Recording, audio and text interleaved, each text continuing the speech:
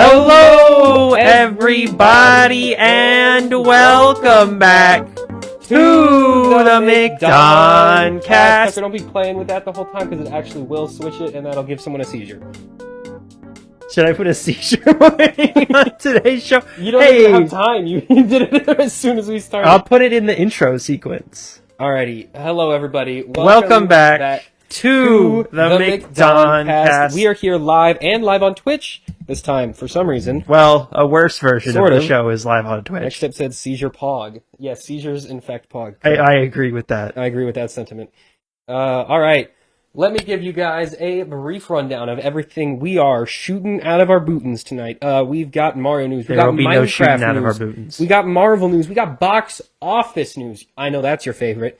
We got Werewolf by She-Hulk. We've got Glass, Onions, Ezra Miller continuing to be a menace. Well, okay, kind of not being a menace anymore. Maybe. Maybe a menace to the crew. More menace to the crew. And much, much more. With all that said, let's get right into the news. Not to quote Keemstar, but that is... He didn't coin the term. He starts every video that way. But he didn't coin getting into the news. He goes, let's get... He doesn't even have an accent. He's like American. No, he's from like Let's get right into the news. Does he still make Drama Alert? Yes, every day. Is there even YouTube drama anymore? Yes. Is that still a thing? Well, today there definitely is. Okay, but... like, generally, like... Back in the old days, YouTube drama was like... fake engineered thing where, like, this person I collabed with is mad at me for, like, filling their pool with, like, inflatable balloons. Well, like... No, nowadays YouTube... Now it's you what? gotta actually change it when I'm talking, by the way. Nowadays YouTube drama is like, oh yes, this man, like, killed 9 children and is also a rapist pedophile. That's not drama anymore. That's just people doing illegal things that's and just not going like to jail. Dateline, NBC at that point. I like how James Charles is still not in jail. Why would he be, Sam? He did nothing wrong. I don't know what you're talking about. And, all right. And Epstein didn't kill himself. Okay. What a weird way to start the episode. Starting things right off with number 5. Tucker, what flopped and surprised us in today's box office? So, heads up to our audience here. We normally record these on Tuesday or Wednesday. Yeah, normally this show is recorded on Tuesday. We pushed it back to Wednesday recently because of Patrick's schedule. We also forgot to call him today. Don't even bother. Hey Siri, He's call asleep. Patrick. He's definitely asleep. It's like 12 But we are recording on Saturday because on Tuesday we didn't record. On Wednesday I had plans. On Thursday I had plans. On Friday I had work and then I had plans. And on Saturday today I had work, but then I didn't have plans. So here we are. It is almost Sunday at this point.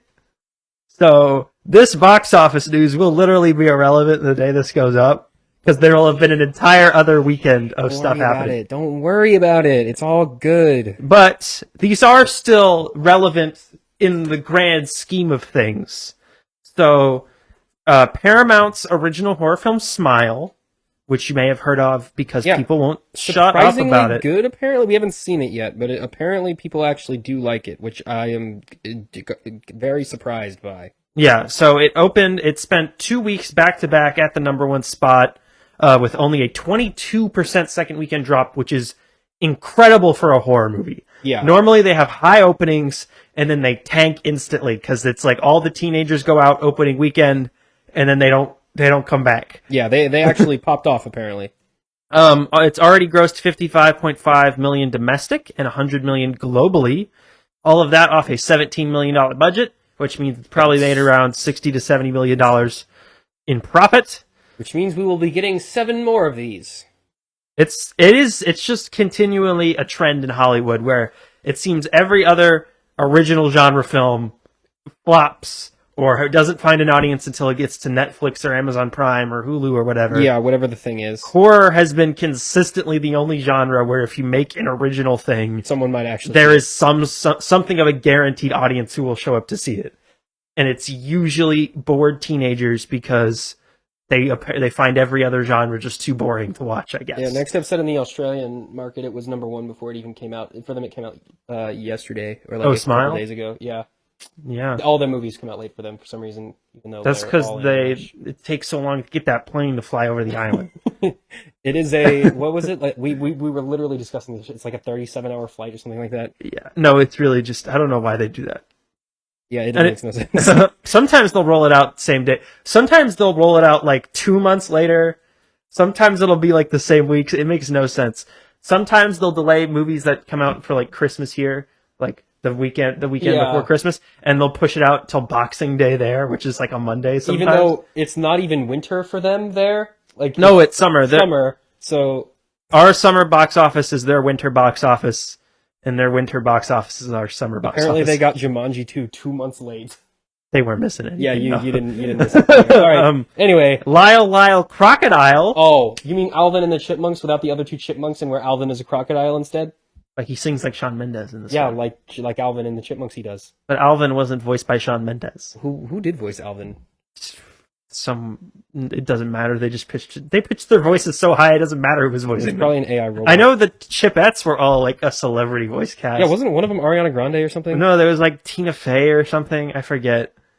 Let's check the Alvin and the Chipmunks cast. Justin Long, the guy from Herbie Fully Loaded. Justin Long was one of them. Yeah, he was Alvin. And then in the old cartoon, it was Ross Bagdasarian. Yeah, so it looks like it was the original voice actors. And then it was Ross Bagdasarian, whatever. Oh no, it was his son for the cartoon reboot. That's fun. And then it was Justin Long for the movies. Who did the girl voices? That's my question. Voiced the Chipettes. Oh, they're girls. Add it to their name. Christina Applegate, Anna Faris, and Amy Poehler. Yeah, it was a celebrity voice cast. I don't know who any of those people are. Anyway, you don't know who? I've heard Applegate. I don't know who the rest of them are. Christina Applegate's in a million things. Anna Faris is a comedian, and Amy Poehler I've heard of, but I don't. Amy Poehler was on. What she looks like Parks and Rec. Oh, was she? She's Leslie. Yeah, Leslie. Yeah, I that's why I recognize that name. Okay. Anyway, Lyle Crocodile, not doing too hot. How much money did it lose? Well, it only made 11.4 in its opening weekend off a $50 million budget, which means if this thing has legs, it could be okay. It is a 75% loss then?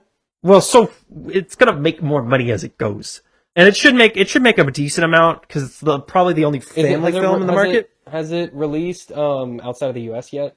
I think so. I think it came out like a week early in some other places. Okay, but there's no really family films coming out here in the next few weeks. It's like Halloween Ends, and then Black Adam, and then like more R-rated PG-13 stuff. So yeah. It's probably going to have pretty good legs until December when Puss in Boots 2 comes out, which I think is like the next. Oh no, Strange World. Oh, Tucker, you failed. Well, this is 2 weeks ago. I know, but you failed in your quest to wear a different shirt. I know. This is the first time you failed. I bought more shirts, so that this wouldn't happen. Man, so this wouldn't happen. I wore a different shirt last week, but you'll never see that any episode. Any other surprising events from the box office? Amsterdam bombed horribly. I did not even realize this was David O. Russell's new movie with like an all-star cast. Yeah, the Taylor Swift is in it for like 5 seconds. That's how she is in every movie she's in. She was in Cats for like 5 minutes. She did a whole musical number. Remember that movie, Sam? Sing and get everyone high. That was her character in that movie. She got them all high on catnip. Anyway, it made $6.5 million in its opening weekend after receiving horrible reviews. It's going to be really weird for the Twitch people hearing me burp and not having the sound effect play. Why? Because you're just burping for real now? No, because in the stream I'll burp and then I always play the cyberpunk intro like sound where it's like do do do do do do do do. I don't think they're that used to it, Sam. No, trust me, it plays in my head every time I burp. Now. Anyway, it was produced on an over $100 million budget. A lot of that ballooned due to shooting during COVID. It is estimated the film could lose over $100 million for Disney, which is obviously not fun. That will probably go down as one of the bigger bombs of the year. Man, they won't be able to afford as many donuts for the next Christmas party. That's what that means. That does not no, that means they won't be able to pay for like some random cartoon show on Disney Plus's 9th season.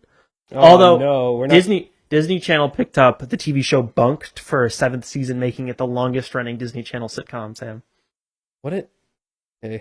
Which doesn't make any sense. And how is that one the one that made it 7 seasons? Not even, it's a spinoff of another show, and that one didn't make it 7 seasons. Was Bunked the zombie one? No, Bunked was the spinoff of Jessie.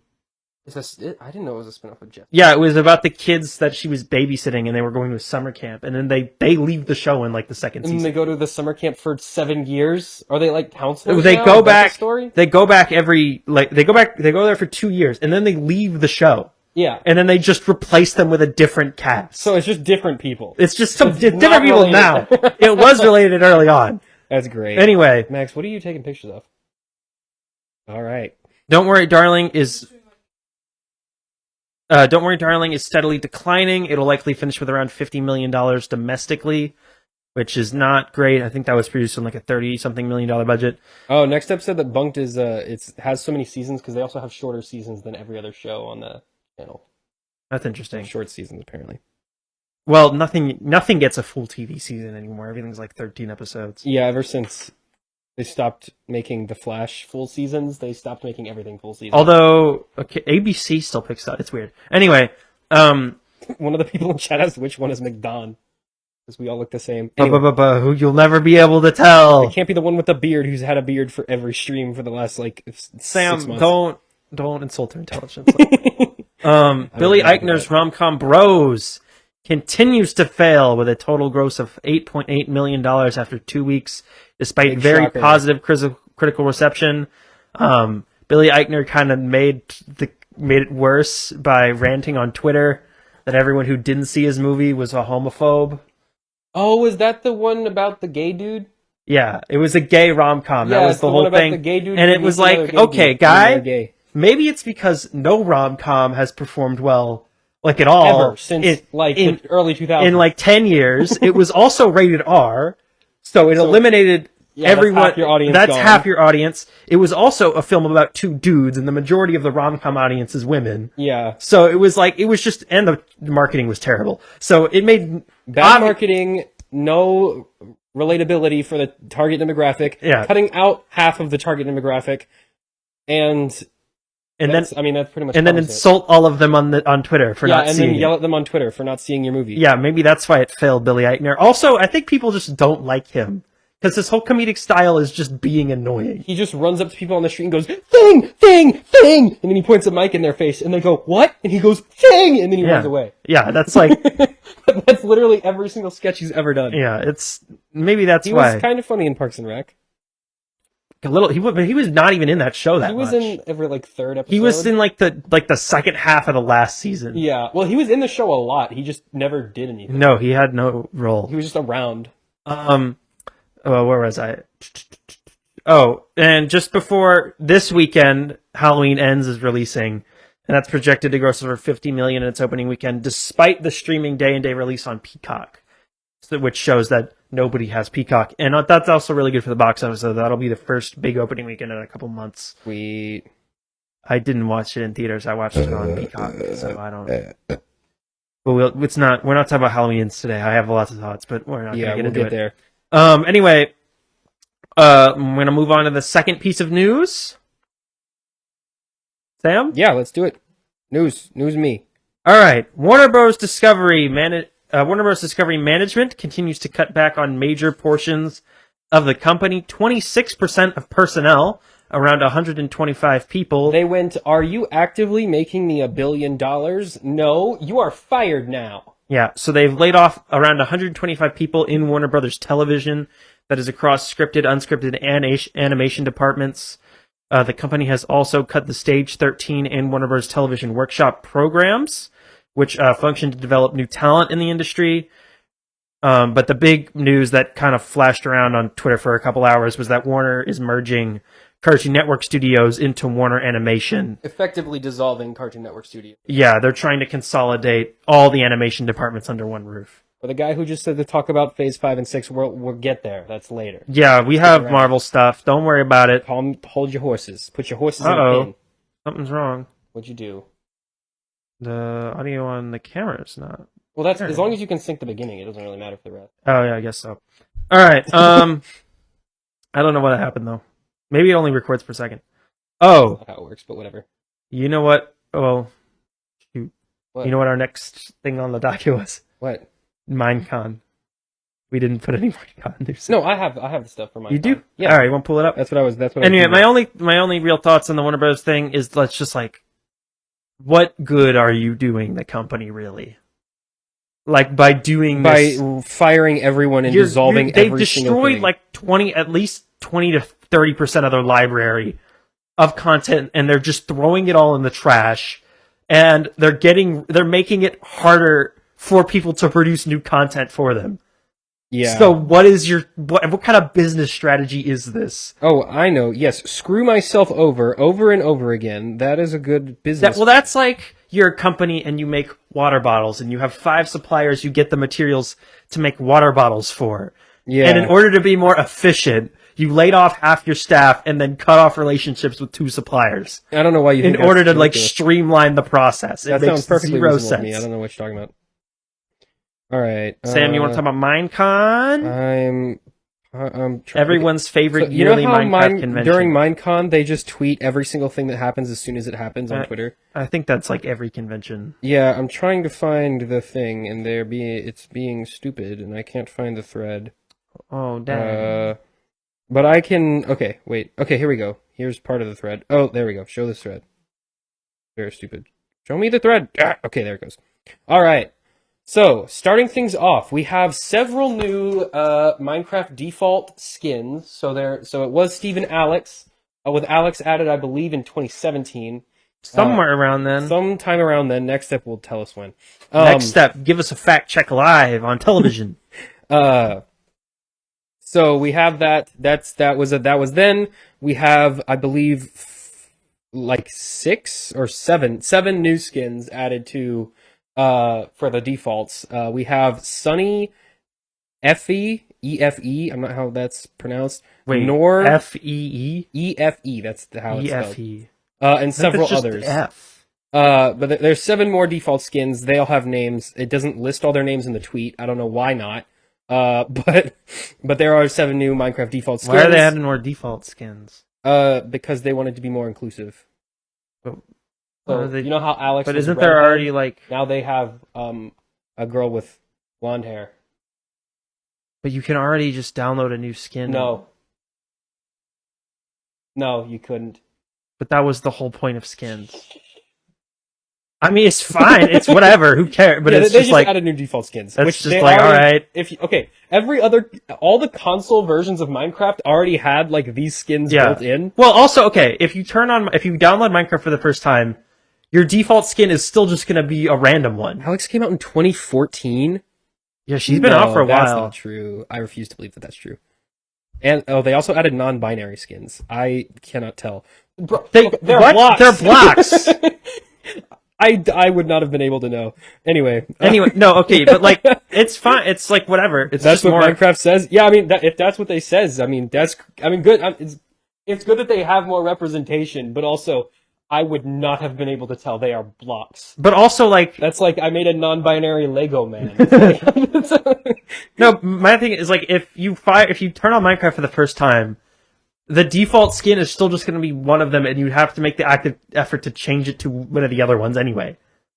Which, at that point, just download a skin from the internet and just use that one. I don't know. It just doesn't make sense. Yeah. Anyway, just like hey, there's more defaults. Whatever. The system was always in place for you to change it to be whatever you Well, want. with Bedrock, you can't change it to anything if you're not on PC. Which I don't know why. They should just add the ability to download skins if you're on the consoles. Switch I understand because it doesn't have a browser. Every other console has a browser. You can't access to the internet. That would have been nice. It's somewhere on the. Yes, you can. You can. It's hard. Yeah, I know you can, but they need to just actually make it. They need to put it in the game and not make it like a weird third-party thing you have to go through. Anyway. All right, Sam. What was the other thing for Minecon? Okay, we have a new item, Tucker. Okay, think of all the possible things you could want in Minecraft. Tell me one of those things you might want. Backpack. No, it's not a backpack. Gun. There's no guns. Nope, not a golem. Car. No cars. Okay, so you know that sack that they were supposed to add 2 updates ago and never did, and I'm still... Didn't they add that in the most recent Nope. But you know that sack that I've been wanting them to add? Yes, that everyone's wanted them to add? Yeah, so it's not that. They're adding hanging signs. I mean, that's neat. So you can see I don't have that connected to the TV, also because it would be a mess if I did. But So they have like, it's a sign, like a regular Minecraft sign, and then there's two little chains that connect it to, like, you can hang it to a post or something. I mean, that's cool, but where's the stuff you promised us earlier? Hanging sign. All you need. It's all you want. But Yes, you could have stuck a sign to a post before, but hanging signs. I don't. It's everything you want. It's everything you need. I mean, it's not bad. Next up says American update. We added guns. Heck yeah, all the way, baby. Heck yeah, all the way, maybe. You call it the Second Amendment. It's the Second Amendment update. All right. The Australians don't know what the Second Amendment is. Yeah, I don't think so. Next up, Minecraft added a new wood set. So you know how there's many woods. There's Arcadia. There's yes. I was thinking we needed more wood. So since the 12 kinds of wood we had apparently weren't enough, they added bamboo wood. Well, that just gives you something to do with bamboo, I guess. Which is an item that has been in the game for like 4 years now, and has one purpose. You feed pandas and you build scaffolding. Yes. So bamboo's cool. We got a use for bamboo now. That's nice. You can also craft a new boat variant using bamboo. I like boats. The raft, which, okay, imagine if you took a boat, filled in the top part, sank it down a half a block, and sat on top of it. Cool. So it's not flat like you would imagine a raft would be. It has like a bump on the bottom, like a boat. But that's not what a raft is. No, it is what a raft is. That's what Minecraft says. That's just because I wanted to reuse the same model. Yeah, that's literally why. Okay? Minecraft is literally the easiest game to visually design. How are you this lazy? Yeah. You have the most money of every video game ever made. Ever in the history of games. You have the easiest graphical design set to work with. Everything is just a flat surface with a texture on it. And you're so lazy you're not even going to bother to make a model that is just a rectangle. Now, okay, it is slightly different. It's a little bit shorter. I don't know why they didn't just make it flat. It should have just been like the trapdoor thing, but with... It should just be a flat thing, and it shouldn't have... Does it have oars? It does have oars. But that's not what a raft has. But it's what this raft has. It should just have no controls, and it should just float. It should just float. It should just be useless. Yeah, that's what rafts are. You know what? No, they should add it. They should have made it so you can tie it to a boat and like put stuff on it and like drag it around. I mean, I guess you could kind of already do that with normal boats. I understand why they added oars. Otherwise, it would have literally been... No, that should have been a fun thing where you control with your hands. You go like this. Like paddle? They like paddle with their hands. So it's just a slower boat? It's a much slower boat. That's what rafts are. That would have at least given it like a purpose. No one's going to use it. Everyone's just going to keep using boats anyway, so who cares? Now, we did get a new block, which is actually kind of cool. So we got the chiseled bookshelf. Now, woo. You might be wondering, what is the difference between a bookshelf and a chiseled bookshelf? Well, you know how bookshelves in Minecraft, you can't actually use them to store books? Yes, I'm aware. These ones you can. Now, it doesn't end there. You can also store enchanted books, and you can use them as redstone switches. So like you pull a book up? Book door. Like in every horror or mystery novel. Very cool. I like that part. Yeah, that's all. Maybe you should have been able to put books in a bookshelf since you added bookshelves to the game. Why has this not been the default standard? And then finally, the biggest thing. This is the last thing, by the way. Okay, there's two more things. There's two more things. Isn't there the mob vote? Well, we'll get to that. That's the last thing I wanted to. I'm going to talk about that last.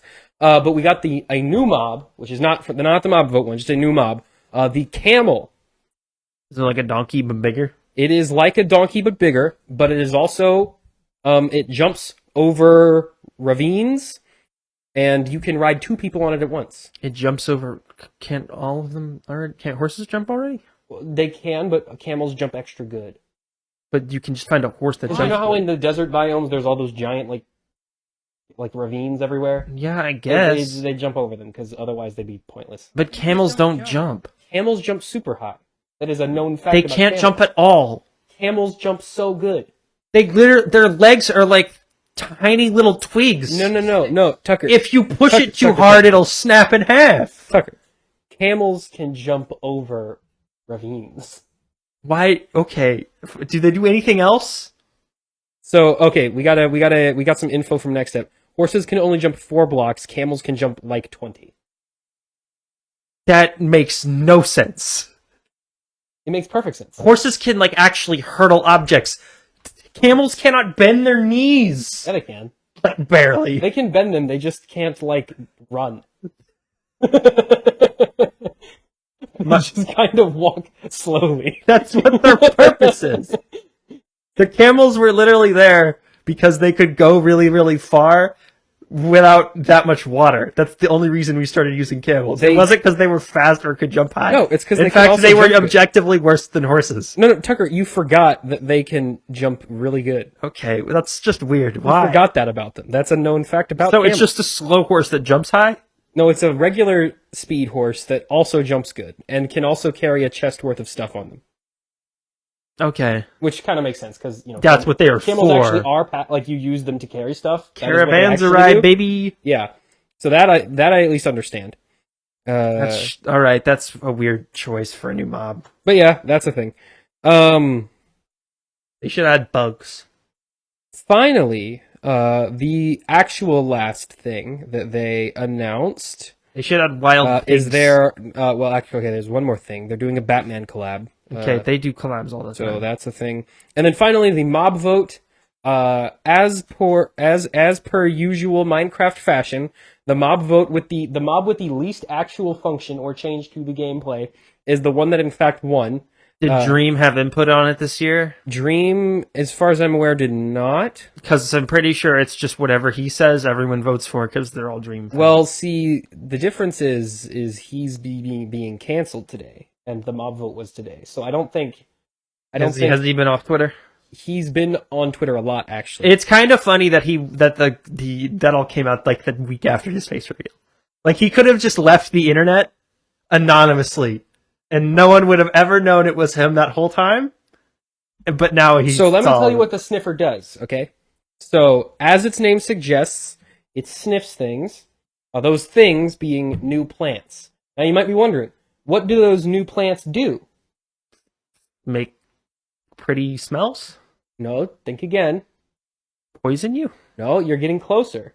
Actually, you're not. They give think you again. They give you buffs or something? They do nothing. They just look like plants. It just smells them to smell them. It just finds plants, and the plants do nothing. I think they might be running out of ideas. No, okay, so one of the other mob, there were 2 other mobs up for vote. The other ones were the rascal who would live in the mines, and if you followed him, he would lead you to treasure. And then there was the that's kind of cool. It was like a rock golem or a stone golem, something like that. Like in dungeons? No, he was like a little short one, and he would hold an item. And you could put him in like rest mode, where he would just sit and hold it, or you could put him in like walk mode, where he like carries it around your base. So he's like a little assistant. Yeah, but he can only carry one item. But he follows you around, like walks around your house. I mean, that's kind of. Or he can sit there and be a fancy looking shelf. I mean, I guess that does more than finding plants. Than be a plant sniffer. All right. Well, yeah. The sniffer one. Does it look weird? Which one? The sniffer. It looks cute-ish. That thing. Like a big looking dinosaur cow, sort of. I mean, that's fine. As long as it's not ugly or just like annoying to play. At least it's harmless enough where it's not annoying that it's there.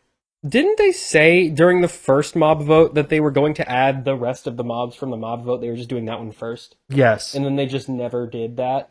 Yes. I'm actually getting frustrated with Minecraft just like saying they're going to add stuff and then not adding it. Like archaeology, that whole system was just they added like parts of it, but they didn't add the whole thing. They never actually finished adding that to the game. They never added the bags, which have desperately been needed by the game, because as Minecraft has gone on, they've added more and more to the game, but they have not increased the inventory space. So you're being forced to carry more stuff with less inventory, which is stupid. They need to fix Sam, that. now you have a cool, fun camel who can carry your stuff and jump high. We also have the results. It was 55% sniffer, 27% rascal, and 17% tough golem, which was that little rock golem, apparently. I mean, I like the little golem. What did the little golem guy look like? I'm gonna look it up. Let me find. He was on here. Because that's really, I just want to know, if he looked cool, I would have supported that one. He was cute. He was like short. Honestly, I didn't know Minecon happened today until... There was the tough golem, who was this little guy. Fun. And then he would like hold his arms out and carry stuff. There was the rascal, which was this. That's kind of ugly. It looks like a weird witch woman. And then there was the sniffer, which is the big. The sniffer is just like a big ugly toad. Big ugly toad. I like the golem guy, but that's not. That's kind of a not great vote. They're definitely running out of ideas for sure. Moobloom needs to be added. The freaking isologer. That was like obviously that was meant to be added because it was the mountain update. He was a new mob that would appear in the mountains and attack you with ice-themed attacks. Yeah, and clearly that was the one that was meant to be added. Was it the squid that won that year? The freaking glow squid. That was the dream year. Yeah, that was the dream year. That was the year Dream ruined the vote. Yeah. So year one, it was the Phantom, which is the one that won, but which is the one that also ruined like the way that building works. You can't build for like because used to you could just build as long as you wanted, and then when you were done, you were done. Now you have to like take a break from building, go to your house, sleep, build for a couple days, take a break, sleep. It just interrupts you. Well, and you couldn't explore anymore. Yeah, you also couldn't. Every night you had to hide in a hut because there was phantoms everywhere. Yeah. It beat out the Barnacle, which was like a monster squid thing that like grabbed players when they were in the water and dragged them down, which is kind of cool. That was also such a cool idea. I want them to add that. The first year had 4 mobs. They've only done 3 every year. Yeah, because it was also the Defender, right? That like blaze thing. Yeah, there was the bigger blaze, which was also would have been cool. That ended up being in dungeons. Yeah, almost all of those have ended up in the Great Hunger was a lizard. The Great Hunger? Ooh, I want to see that. It was a little lizard guy. Oh, I remember that. Yeah, that one actually. Yeah, and again, they promised that they would add all of these, and they never did. And they just didn't. I'm interested to see every year now. They did one in 2018, but that was China themed, so it ended up just being the panda, because obviously. And then they didn't do one in 2019. They did one in 2020. That was the Glow Squid, Isologer, and Moobloom. Yeah. Isologer was in second place, and then Glow Squid beat it out. Glow Squid has turned out to have literally 0 purpose in the entire game. The Glow Squid is completely worthless. Yeah. All he does is highlight signs. Now, in my stream, I did use it, so like if you hosted me or rated me, I think I highlighted your name in the Hall of Followers. But that is literally the only purpose I've ever had for the Glow Squid. And then we had the last year's was the Allay, the Glare, and the Copper Golem. Yeah, where the Allay won. And I've never encountered an Allay. I've never seen an Allay. What does an Allay do? I don't know. Next step. What is an Allay and what does it do? I didn't even know that it won the vote because I've literally never seen it. I mean, I don't play Minecraft that much anymore, but like even I played it for like a decent while over the summer, and I never encountered it a single time. I would have much rather had the Copper Golem because I would have actually number one, copper's completely useless in the game. Yes, I'd like more to do with copper. Yeah, I need to do something with all the copper I have. 2, there needs to be more golems. We only have the Iron Golem and the Snow Golem, and they keep trying to add them, but no one will let them. The Snow Golem is absolutely worthless, and the Iron Golem just wanders off after a while. So we need more golems that are more useful. And then the Glare was just like kind of a cool idea for builders. That's useful. I understand why that one didn't win. It wasn't very flashy. My question is like, why are they insisting that like you're only getting one? Okay, so they have the when team... you give an Allay an item, it'll start collecting more copies of that item. I don't know how that works. You can breed Allays by giving them amethyst shards while a jukebox is playing nearby. Yeah, but how do you find them? I've never seen one. Where are they? That's weird. I mean, it wasn't... none of them were really good that year. They were all like tiny little guys. Yeah. They clearly figured out that the cute ones are the ones that people like, so they just... Yeah, they just started making them all cute. Which is better. I don't like it when Minecraft gets scary. Okay, so they're extremely rare in caves. No, that's when Minecraft is its coolest, is when it's scary. Speaking of, has anyone ever seen a warden? Yeah, where's the freaking all this stuff in that update? Okay, so when we played Minecraft on stream when the update, like the cave update was finished, whatever. Yeah.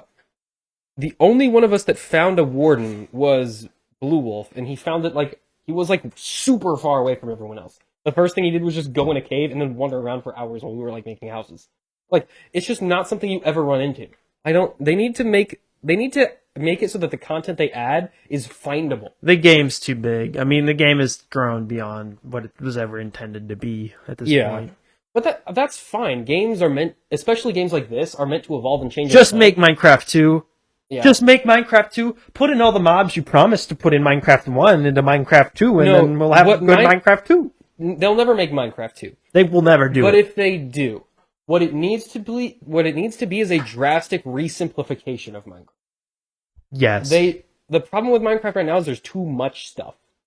They need to take out stuff. Yeah, they need to dumb it down again. They need to make it a little bit less. They need to update the engine. They need to get a new engine because the more crap they add, the worse the game runs. Yeah, they need a new engine, not one that is built on top of mobile code, which I don't know why on earth they chose that as their code base for Bedrock, other than the fact that Java code base is also a million years old and sucks. They need to just make a new one. They need to add animations to the game, just like that doesn't mean emotes. It means animations. Yeah, like make it so when the animals walk, they don't their legs aren't disconnecting from their body, and they don't just glide over the ground. But I don't think they'll ever do Minecraft 2. I think eventually they'll do Minecraft 2.0. Yeah, and then it'll be just like a drastic. Because by the way, I would like to point out that the version of Minecraft that was announced today is 1.20.0.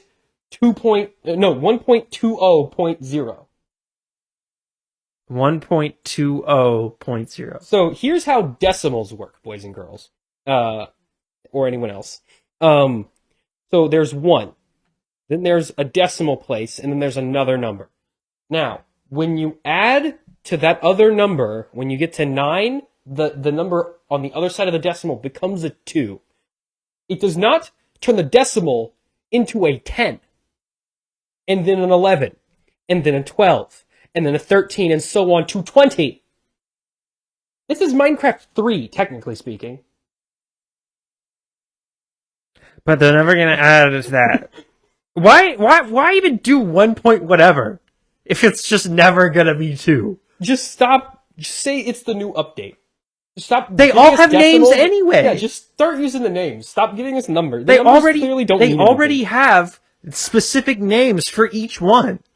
That's just refer to them as that. The only reason people use the numbers is because 1.8 is the one that they use for before the combat and for combat in the servers. Yeah. Everyone uses 1.8 online. Otherwise, just call it by its name. We don't need the rest of that. Anyway, it's so stupid. They're weirdos. Can say the same thing about Fortnite chapters and seasons. That's true, but Fortnite Chapter 2 was essentially Fortnite 2. And it also said 2. It didn't say Fortnite 1.9 and 9. It wasn't Fortnite 1.10. Yeah. That would have been stupid. And when they did Chapter 2, they took out all the dumb stuff. Which is what Minecraft needs to do. They took out all the random items that no one uses and all the stupid things that is. Alright, anyways. It's moving on. What's the next news? Now we can talk about Marvel. Alright, finally, we're talking about Marvel. The thing everyone wanted us to do, or at least that one person in chat really wants us to do. And we'll do whatever you say, that one guy. Whatever you say, guy. We're on it. I'm sorry, boss. Want us to kick Max on camera? We'll do it. I forgot to start with the radio bit that I said I was going to start with. Oh well. Radio bit? Yeah, I was going to start off by talking like a 1920s radio host. Hi, everybody, and welcome back Today to the McDoncast. On the McDoncast Radio Power Hour. It's actually 2 hours, but we're calling it an hour. I was going to do that. Yeah, it should be shorter. Anyway. 1, the McDoncast Radio. 97.8. 97.1, the French fry. The Fry Cast. Okay, anyway. All right, let's talk about Marvel. Marvel changed all the dates for all their things. So, this all started. Well, okay, 4 of their things. So, Marvel is shutting down pre-production on the Blade film. Yeah, so Blade is on indefinite hold. They did announce a new date, but the actual production is on indefinite hold. Yes, so they're continuing to search for a director after the departure of Bassam. So, yeah, their director... Yeah, we didn't say why it was on hold. Their director left. He left, so they're looking for another director, and they're also rewriting the whole movie. Yes. So, delaying the movie by a year, I think, is presumptuous. Yeah, I think it will be delayed a little more than that. The film was supposed to begin shooting next month. It was supposed to begin shooting, basically now. Next month, but there was frustration around the script's only 90 pages, which is equivalent to about an hour and a half of runtime. Yeah, so the movie was half as long as it should be, and it had 1 action scene. It had two and apparently lackluster action sequences. Yeah. There was complaints from Mahershala Ali, the lead actor. He's Blade. He's playing Blade. Bao DeMaio, a Moon Knight writer, has been hired to rework the entire script from scratch. We talked about that last week. But then that episode didn't come out. Oh, right. Yeah, there was no last week. And there was that Don't Worry Darling video, that was it. We did post the Don't Worry Darling video. So he's going to rework the entire script before filming resumes in early 2023. And to go along with this, they've delayed... So when Marvel delays a movie, they put out very specific dates, like 5 years in advance. Yeah. And they do this so that they can, like, capture certain box office market weekends. So they'll, like, put Captain America 4 this week, and then, like, in November, they'll put Deadpool 5 or whatever, right? And they're basically telling everyone else in the movie industry, hey, don't put movies this week. But if Captain America 4 gets delayed, they'll move that to the Deadpool 5 date, and then they'll push that back. And they'll just push, they'll just, like, it's like dominoes. They'll just move everything they're like back preserving one. everything. Yeah, it's kind of weird how they do stuff. So Blade was supposed to come out on November 3rd, 2023. It's now coming out almost an entire year later on September 6th, 2024. Yes, this is Marvel now, for the guy who asked. Yes. Deadpool 3, which was supposed to come out December 6th, 2024, has been pushed back. That will now come out November 8th, 2024. Fantastic Four, which is supposed to come out on November 8th, 2024, has been pushed to February 14th, 2025. And Avengers Secret Wars, which was on none of these dates, it was supposed to come out on November 7th, 2025, will now come out on May 1st, 2026. Apparently that was... May 5th, 2026. Oh, is it 5th? Yes, 5th. I have it as the 1st. Well, it's the 5th, according to the random tweet I got this from. I think they're wrong. Well, Twitter never lies. Yeah, that's true. The Secret Wars one is unrelated to the rest of the dates pushed back. I think they just realized making 2 Marvel Avengers movies in 1 year is insane. Well, impossible. Well, also, you gotta space that out, man. Yeah, that's like, you're dumping your... What's the... There was a phrase in my brain I was gonna say, and then I thought maybe that's not the best phrase. That's obviously the strategy that worked for Infinity War. You're busting your nut too quick. That's what's going on. That strategy obviously worked for Infinity War and Endgame because there was an entire year of people talking about Infinity War before you had Endgame. So it really built a lot of hype. But if you release them both in the same year, you'll do the... Max, what are you laughing at? What is Max laughing at? He was watching a TikTok. But he falls like this. Okay. He showed us a TikTok of a bear that fell out of a tree, but then like froze when he fell, and so he fell super. Anyway, speaking of, when's Cocaine Bear? Suzzy Gamer, thank you for the 5 bits. I appreciate that. I don't know what a bit is. They gave us 5 cents. It's like Among Us. It's money. Cool. It's a nickel. Money. Thank you. I appreciate your support. Very, very much so. Thank you. Tucker doesn't understand that that's a big deal. Thank you. I don't know. I have no idea what the value of money is. Twitch. We still use euros here, right? Yeah, we use euros here in America. Anyway, Avengers. I think that was also the name for the euro is it's because it's Europe. That would be like if America called our money Ameri-O's. They're called United States O's. I mean, what are you trying? United States O's. Anyway, that's not important. Anyway, I think they put it back an entire year so that it had plenty of space. Yeah. That's obviously the strategy that works. Whenever you shoot a bunch of the big movies back to back and you want to release them close together, Lord of the Rings, they spaced them out a year apart. Matrix, they did do it. They did Revolutions and Reloaded in 1 year, and it bombed. And the second one made half of what what the first one made. That was how you say a stupid idiot. And that was somewhat because it was they were both not very good. That was a small dumb smooth brain. But that was also because Marvel are Chad Alpha gamer bros. Yeah. They don't make stupid dumb idiot small brain moves. And you also make it because people will be like, well, why do I need to see this one when I can just wait and then I'll see the other one when that comes out? Suzzy Gamer, thank you for the more bits. I appreciate it. Sorry. Why are they called bits? That's what they're called. Thank you. I appreciate the bits. We appreciate it. This is going to be really weird on the YouTube video. Oh, did we say we're live right now? Well, we're live on Twitch. But I know, but did we say that on the recording? Otherwise, we've just been talking to the Twitch chat without explaining We're live on Twitch right now. That's who we're talking to. That's why sometimes we're getting information from like the ether and talking to people that don't exist. But anyway, they do exist. They're just not here. Obviously, it's good that they're pushing Blade back, giving it time to breathe and time to rework it. Yeah. it is coming out before Halloween now. It should be coming out in October. Why is it not coming out in October? It's a Halloween thing. It's got vampires in it. Yeah, the main character is a vampire man. He's a vampire man. Put it out in October. And I understand that they have a date in November, so they don't want them to come out within a month of each other. But that's a stupid dumb idiot smooth brain. So your November date, though, is 2024. And that's supposed I guess it'll be conflicting with an Avatar movie, and those actually are getting made. An Avatar movie coming out in October? No, they're coming out in December. I was going to say push the November movie back to December and then push the September movie back to October. But then your December movie would have to move. It's all carefully planned out by our pals over at Disney. They know. They got big brains. They got big brains. Except for when it comes to actually making Star Wars movies, because those will never get made. Their brains are incredibly small. They shrink 10 sizes. But Andor is really good. Andor is freaking phenomenal. Watch Andor, please. If you've been watching She-Hulk and you haven't been watching Andor, what are you doing with your life, man? You're a dumb idiot, small brain, smooth brain.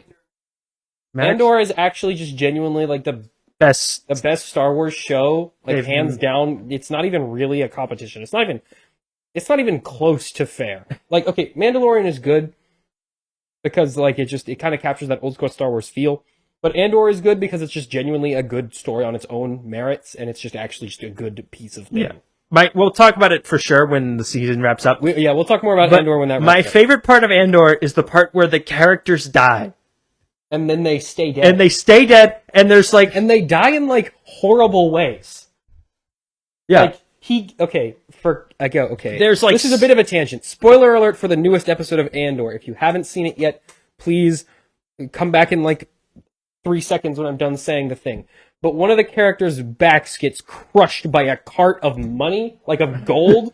he's sitting in this like ship, and the cart rolls into him, and he gets his back just crushed, and then he dies, like in the hospital, like a few hours later. Andor goes hard. It's literally my favorite part about it is it's literally just like a TV show. Book of Boba Fett is good. Sezzy Gamer, I'm sorry. Thank you for the bits. Please watch Andor so you understand what good things are. My Book of Boba Fett is fine. We talked about Book of Boba Fett when it was airing. It was average at best. My biggest problem with Book of Boba Fett was that as I was watching it, I was writing a better version of the show in my head. Yeah. And I was just like, why am I watching this terrible version of this fairly okay concept? Number one, Boba Fett should have done things in the show he didn't do anything until the last episode. He wasn't even in 2 of them. In 2 of the episodes it was only 7 episodes long, and he was only in 5 of them. 2 of the episodes of the show were just Mandalorian episodes that they threw into this show. And then half the finale is also about the Mandalorian. The planet or the show. Andor is only a guy. I don't think Andor is a planet. No, he's a guy. And Boba Fett is also although they keep referring to him as Phlegm for various reasons for the... Or is it Phlegm? No, Clem. Clem. Still His stupid. name's Clem. Dude, just say your name is his spy name. Say your name is like Scar. Oh, that's way too hardcore. His name's Clem. My name's Clem. I'm a mercenary. My name's Clem. I like tangerines. He tells them he's a mercenary, and they would instantly be like, no, you're not, if you told them their name was Clem. Yeah. Not Endor. Endor is a planet. It's Andor with an A. Andor, the show Andor. Yes, they sound very similar because they didn't know what... Star Wars only makes 2 new words a year. Yeah. Andor, it's the guy. That's the name of the show on Disney+. Yes. Sorry. Watch that for clarification. There's 6 of 12 episodes. There's 6 episodes out now. There's going to be 12. They are very good, especially the newest one. Anyways. Moving on. Is that all it for the Marvel reshuffles? I think yeah, I mean, that's about it. I don't think this is really going to affect anything major. I think they do have plans for what they're going to set up in Blade in terms of, like, the spooky Marvel Avengers. I'm surprised we didn't see him in Werewolf by Night. I really thought we would. Or some kind of allusion to him.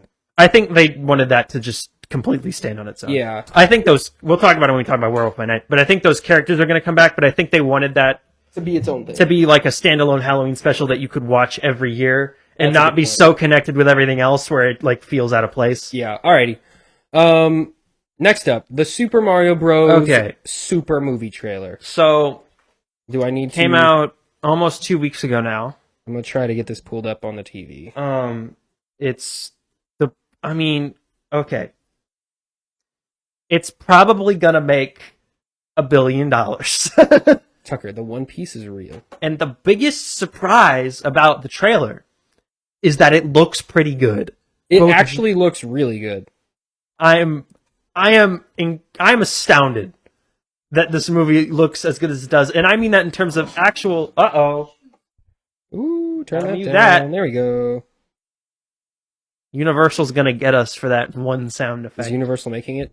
Yes. Oh shoot. Okay, this whole video is gonna get claimed then. Doesn't even matter. No. Universal won't claim the visual. They'll claim the. Tucker, it's Universal and Nintendo. Are you even joking right now? This is gonna get claimed. Yeah, here's the trailer. They claim the music. If we don't play any audio, we'll be They fine. claim the everything. It's fine. It's so bad quality. We'll be okay. Star Wars Visions first episode goes hard. I agree. Star Wars Visions is freaking great. Watch Star Wars Visions. I mean, the Also, one episode. You're not an anime boy. The 1.5 episode I watched. You're not an anime gamer, okay? Shut When up. does Chainsaw Man come out? It's out? You watched the first episode. I know. When does it air? Now. Like, does it air on like a specific Weekly. day? Oh, I think anime is usually Fridays or Saturdays. Is it like Tuesdays? Anyway, here's Bowser. Wait, so Here's watching Bowser. anime? He watched the first episode of Chainsaw I'm gonna watch it so that I know what people are talking about when they're watching Chainsaw Man. Alright, yeah, this is going on.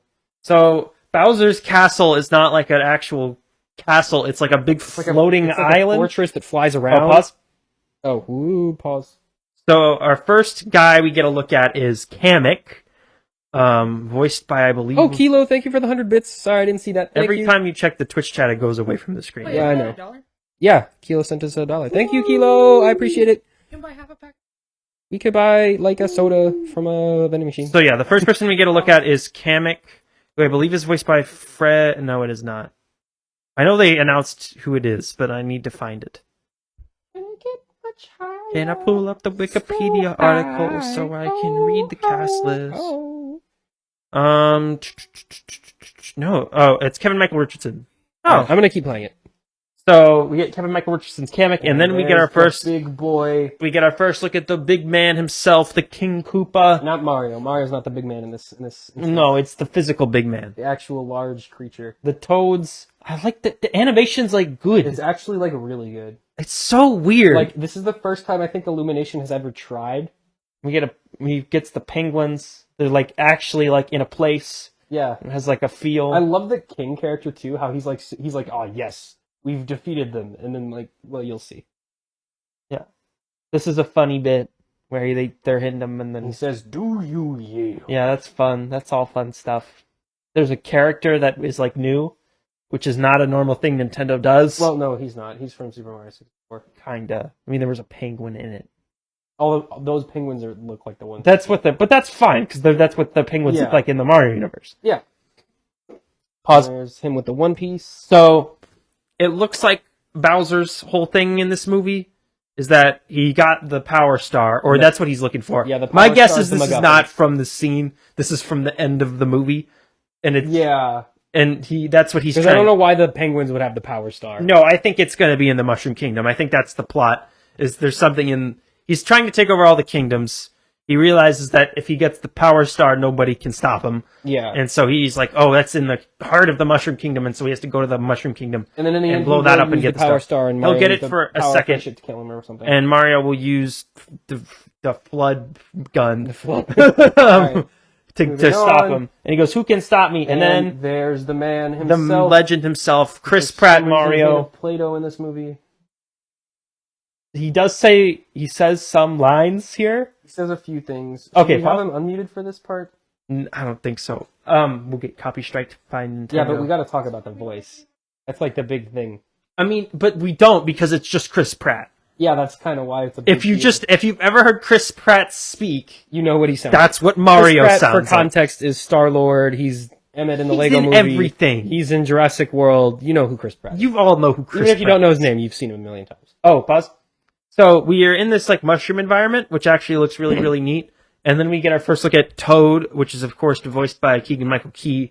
He's doing a great job. Yeah, His voice sounds so yeah, good. they pitched him up. It doesn't really sound like him that much, which is fun. Oh, and then pause here. So here's the look You can at. see Peach's castle back there and the Mushroom Kingdom. Yeah, we kind of get a wide shot of the Mushroom Kingdom, which we saw a closer look at in the poster for this movie, which has already been released. And I think in terms of world building, this actually explains a lot, especially if we see the ice penguins before. I think there's kingdoms for different like elements or whatever. So there's a Mushroom Kingdom, an Ice Kingdom. Bowser's probably the Fire Kingdom, and there's just like different kingdoms. It looks like that's And this mushroom will be an element. Yeah. You know how you've ever seen Adventure Time, Max? You know how like candy is an element, even yeah, though it's, like, and that food? show it's like lumps and then Yeah. candy and like ice. It's like that. Where one of them's just mushrooms. And then Mario does the slightest bit of an accent of here, a Brooklyn accent, sort of. which not really. Chris Pratt has said that is what he's playing is a Brooklyn accent. What are you doing? We know that's it. No, there's one more bit. That's the whole trailer. Luigi shows up at the end. Oh, whatever. He shows up. You know what Luigi looks like. But they revealed the official title to be the Super Mario Bros. Movie, which is fine. I think they should have just called Super Mario Bros. They should have called it the Super Mario Bros. Super Movie. Just like the I Super would have Mario hated Bros. that. Super Show. Yeah, that. The very good show. Oh, Super Mario Bros. Was the name of the first. Dang. Alrighty, yes. But thank you, Kilo, for the 100 bits. Thank you, Suzy Gamer, for the 5 more bits. I appreciate it. Thank you, guys. Anyway, Charlie Day shows up at the very end, being chased by some skeletons, and he sounds great. He always sounds good. He sounds like Luigi should sound, and Mario sounds like Chris Pratt. Well, okay, but that's because Charlie Day already sounds like Luigi in real life. That's because he does the whiny voice. He's like, I'm a crazy man! That's how he sounds. It looks fun.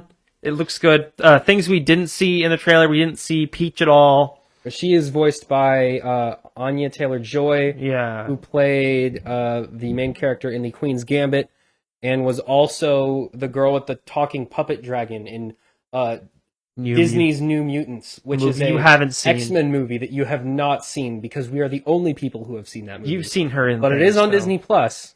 Anyway, yeah, we didn't. So it's obvious from the trailer that Mario is transported from somewhere, presumably New York, into the Mushroom or New Kingdom. Donk City is what it will probably be.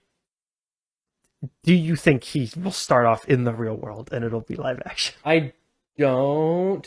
You know what? I fear it. I think that might be how it goes. And if it is, will we see live action Chris Pratt in a Mario outfit?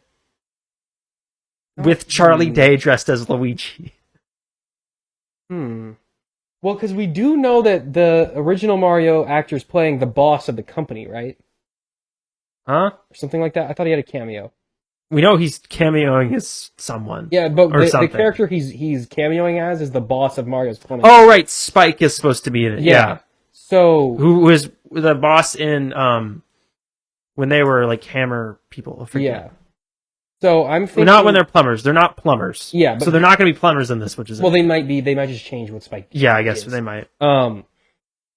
Wrecking Crew. That's what it was. Yeah. He was the Wrecking Crew guy. I'm thinking if they are in the real world, then Spike character sends them on a job, and they go to fix this weird green pipe, and then they get sent to Mario Land. That's probably what That's probably what it is. I don't know if they would go live action though. I think they might Lego movie it where like it's a kid playing with some toys or something. I don't know. Yeah, I'm just doing that. I'm just interested because I don't think that's what they're going to do. I think he's going to be. I think they're both going to be transported, and they're going to end up in two places throughout the movie, and they have to come because we see when Mario comes in for the first time, Luigi's not there. So my guess is that Mario's going to end up in the Mushroom Kingdom, and Luigi is going to end up in the spooky area. And he's just going to run around being scared for the entire movie until he runs into Mario and the team go fight Bowser. That's my assumption. Yeah. Oh! You know what? Mario's going to enter the Mushroom Kingdom and meet Toad and Peach and all them. Mm-hmm. And Luigi's going to start off with the Donkey Kong people, and that's how they'll end up in the movie. And they'll just... Well, no, because they're brothers. Like, they start off in the same... No, but they're going to be split up, at least for a little, like for a minute. My guess is that they're going to be split up at the start of the movie. And Luigi's going to be off with the Donkey Kong, and then Mario's going to be off with Peach. Maybe. And then they'll come together to fight Bowser. The scene with Luigi in it is in Bowser's castle, though. Or in, like, a fire castle. It's in, like, some... It's in a fiery place. Yeah, I think it could be from the end, but I'm guessing that because the scene where Mario falls into the Mushroom Land is obviously the scene where he first comes into the world, and Luigi is not there with him. Careful, Oh, yeah, the AirPlay screen is not... It's just showing the... It's supposed to do that. What the TV is. It's fine. You're good. We're good. Don't worry. All right. That's my theory. I want to hear Seth Rogen Donkey Kong. That's my main thing. Well, he's just going to talk like Seth Rogen. We know what he's going to sound like. But I think it would be funny watching it come out of Donkey Kong's face. But I think Donkey Kong as a character, I think that voice fits Donkey Kong well. Yes. Because Donkey Kong never talks. Well, he did in the cartoon. But normally what cartoon? There was no cartoon. The CGI. Everyone look up CGI Donkey Kong cartoon. Yes. Very great show. But yeah, Donkey Kong never talked in the games. But I think the Seth Rogen voice does fit him well. I had a question. I think that's it for... I had one thing I wanted to ask. Oh, do you think you're going to get used to the Chris Pratt voice coming out of Mario? I don't think I will see this character as Mario. I think in my brain this character will just be Chris Pratt, but he will visually look like Mario. I don't know. I think I have to hear more of it, but I think it'll be okay at some point. Yeah. I think my biggest problem is that he's just not doing anything at all. Even if he was doing a terrible Italian accent, I think I could still register it as Mario a little bit. But it's the fact that he just sounds like every other character he's ever voiced. We only is hear the problem. one voice line in the trailer. Yeah, that's true. Again, I need to hear more of it. Yeah, I want to hear him talk more so I know a little bit more what his voice is going to be like. Alrighty, I think that's it for the top 5 news of the week. Now moving on to our reviews for this week. Those being Werewolf by Night and She-Hulk. Sam, let's start off with Werewolf by Night, a Marvel Studios special presentation. So, despite the... Sam, what was this about? I'm getting there. Despite the rumors of the production being a mess and bad, which it very well may have been, I don't know, this was actually very enjoyable. I really liked this a lot. This this Halloween special was it was about this old rich dude who lives in this mansion. He was the best monster hunter in the world. I don't remember what his first name is, but his last name was Ulysses Bloodstone. Ulysses Bloodstone. And Ulysses Bloodstone had a magical artifact called the Bloodstone. Yep. Which gave him the power to weaken and damage monsters. And also live... In the comics, it made him live forever. In this, he dies. So obviously he doesn't do that. But I think he could also be alive. And Ulysses Bloodstone, owner of the Bloodstone, has died. And the current... manager of his mansion invites a bunch of monster hunter people to come in, and she's like, all right, if you kill the creature in this maze, you get the Bloodstone, and you get all the Bloodstone mansion. That's right, you get the big house, and one of them is... one of them is Bloodstone.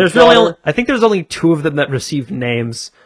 Yeah, well, most of them are just generic. One of them, monster dude, and they're the ones. Viking, they're the ones that are actual characters from the comics. Yeah, one's a Viking, one's an assassin. One of them is Ulysses Bloodstone's daughter. Yeah, it's Elsa Bloodstone. Elsa Bloodstone, who is estranged from her dad, and her stepmom hates her. Who's the one running the competition?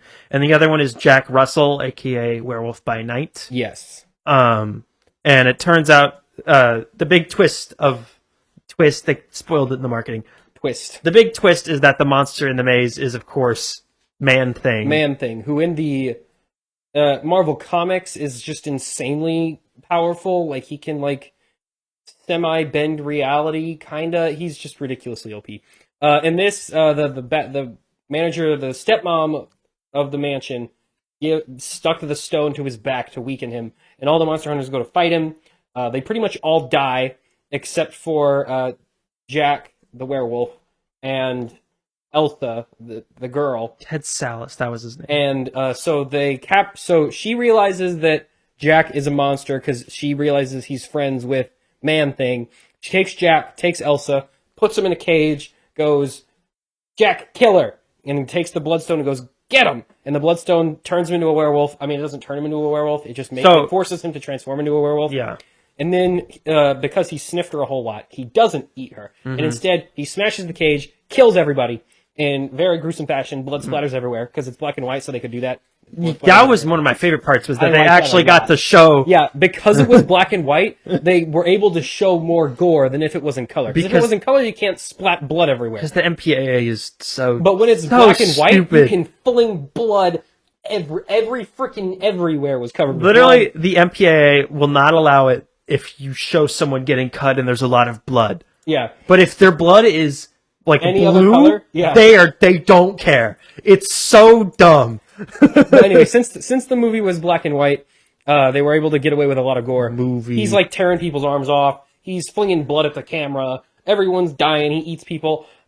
One issue I did have is he looks more like an ape thing than a man thing, or than a werewolf. I think the point, because in the comics and the more modern stuff, He looks like a werewolf. He looks like the modern version of a werewolf, which is like basically just a wolf with a man body. Who just stands up and he has like abs and he has jean shorts. A ripped wolf. Yeah, and this one they make him look like a werewolf in like a 1940s. He's just a fuzzy man. Well, because in the 1940s when they wanted to do a werewolf on screen, obviously they couldn't CGI a wolf man. Yeah. And so they just kind of put a bunch of hair on a guy and said he was a werewolf, which is I think was intentional that they wanted to do that because they wanted it to be an illusion to but those. It did look a little bit goofy to those types of things. I think it looks fine. We don't see it a whole lot. You don't see his face very much. You only really see his silhouette murdering. Yeah, pretty much. That's about all you see. But I think it looks fine. I got what they're going for. I would have liked to see more of the transformation, and I'm interested to see. I actually liked the transformation. I liked that a lot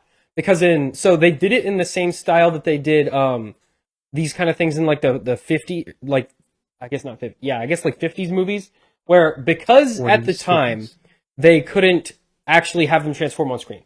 So what they would do is they would take a light and they would flash it really fast and it was like a motion picture, stop motion animation of a guy transforming. And so because they were flashing the light and it was projected so all you see is the girl's face and then the silhouette of him transforming on the wall behind her because it's a projection. I actually really like that. I thought that was a really cool homage to like that sort of style of filmmaking. I thought that was really cool. Yeah, I like what they did. I just would like to see a little bit more. I think they do say that he only transforms during a full moon. But that's because he chose to do it that way. But also, if he's exposed to the bloodstone, he can also transform. Well, which is their loophole for whenever they need him to fight someone in whatever project they do next. He can transform anytime. He said he chooses to only transform when there's a full moon so he doesn't just eat people every day. Why would you never transform at all? Because he has to eat people or he'll die. That's dumb. So, But yeah, doesn't he say he like chains himself to a wall whenever he does it? I don't think it said that. I think he because he does have to hunt. Like that's part of his thing. Maybe. Anyway, Werewolf by Night, very good. I liked Michael Giacchino directed this, who of course does music for a bunch of stuff, including a lot of Marvel stuff. I think he did a great job for like a first-time director. Yeah, it's well shot, it's well paced. The performances are great. You're never bored. Like there's always something cool happening. Yeah. I think it's really well done. The allusions to monster films, I love the black and white. The action sequences are really, really well done. The one at the end, they're really brutal. I love that scene where Man-Thing grabs that dude's head and just turns him into incinerates powder. him. Yeah, that was sick. That was cool. Man-Thing was practical, which was cool. Yeah. So when he was black and white, in the black and white scenes, Man-Thing was an actual puppet. Yeah, I think it was like a giant puppet, and he would just like move around and just crush. It looked so cool. In the live action scenes, I think he was either fully CGI or he was a puppet. I think what they did was it was a guy in a suit. And then they CGI'd over That's what it looked like, yeah. Because I think he has like stuff like growing on and moving. He has like there's things on him that are moving. Yeah, those are obviously that weren't moving when it was in black and white. I also liked their dynamic a lot. I liked that's stuff I always really like when it's kind of like a Han and Chewie dynamic where you see them interact and you get the gist of their whole relationship. I like their relationship. And it's not explicitly spelled out. Or like, but you understand the dynamic. You understand the dynamic, and they're fun to watch together. They kind of have like a brother kind of relationship. Yeah, where you can tell like one of them's always getting kidnapped or like trapped, and the other has to keep breaking them out or whatever. I thought that was all fun. I'd like to see these characters again. Yeah, and obviously they're building to Spooky Avengers or Midnight Suns or whatever they end up calling it. And I really hope they bring back all three of the main characters from this, because I thought they were all great. Elsa Bloodstone. Man-Thing in this movie was called Ted. His name was Ted. Because Man-Thing is a goofy name. Because Man-Thing is stupid. It's a dumb name. Ted's also kind of dumb, but it was like intentionally dumb. At some point, apparently they had, at some point in the script, they had someone calling him a Man-Thing, but they cut it out because it sounded too dumb. Because we're going, oh, it's some kind of man thing. Yeah. It sounds really stupid. They're gonna call almost as stupid as going, oh no, it's some kind of werewolf by night. Which all of them are werewolves by night. That's what a werewolf is, guy. My only problems with it is it's another example of the MCU shoving another like group of characters that have supposedly been in the universe this whole time and just have never been mentioned or encountered by anyone else. See, okay, because they say that monsters have existed in the MCU for like hundreds of years, and there have also been monster hunters who have been chasing them around the entire time. And they also did that with Eternals. They did it with mutants. See, okay, here's where I think these are a little bit different though. So with mutants, number one, we haven't seen a lot of mutants yet. That might be a thing it's happening now. Like, it could just be developed. So I can buy that excuse.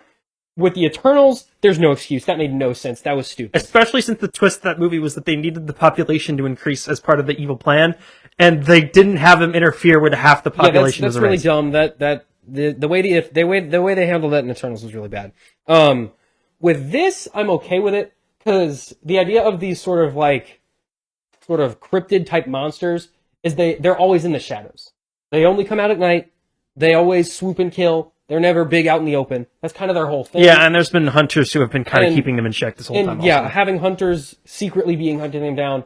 That's all happening like in the backwoods, in the middle of places no one normally goes. Supposedly one of the monster hunters has been Blade also. Yeah, I can believe that. Like, that's something I can accept. That's part of the MCU. We just haven't seen it yet because no one's focusing on that. Like, when would Iron Man be interacting with a werewolf? He's just not going to. Yeah. That just doesn't make sense.